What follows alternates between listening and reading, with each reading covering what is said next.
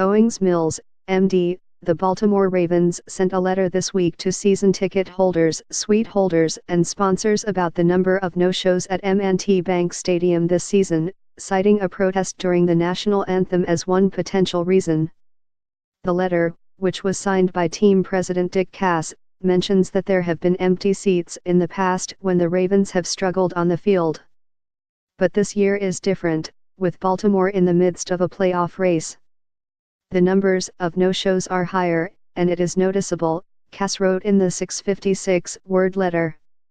There are a number of reasons for the no-shows, but surely the one-time protest in London has been a factor. The Ravens' first protest as a team occurred in London on September 24, when more than a dozen players knelt during the national anthem before the first NFL game of the day. That began a day-long chain of protests in the wake of President Donald Trump's critical comments and tweets about protests during the anthem. The following week in Baltimore, the Ravens knelt in prayer before standing for the anthem. Fans at M&T Bank Stadium booed the players when they took a knee. The team has not protested since. We have responded to your concerns about the protest by redoubling the efforts of both the organization and our players to make the Baltimore area a better community, Cass wrote.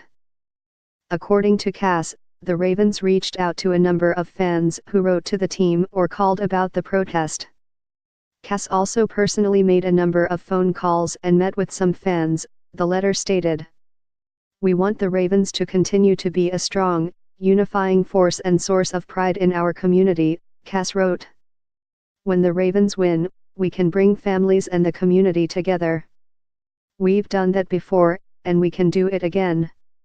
In light of recent events, we are also reminded that winning alone is not always enough to make the Ravens the unifying force we want to be. We don't take your support for granted, and we know that we must continue to earn your respect and investment in us. In the letter, Cass underscored the history of success, including 2 Super Bowl championships, and the team's commitment to the community. The letter was sent before Baltimore finishes out the regular season with home games against the Indianapolis Colts and Cincinnati Bengals. If the Ravens win out, they will clinch their first playoff berth since 2014. I think they're starting to get excited about this football team, Coach John Harbaugh said after last Sunday's win over the Cleveland Browns. So it should be fun in our stadium against the Colts next Saturday night.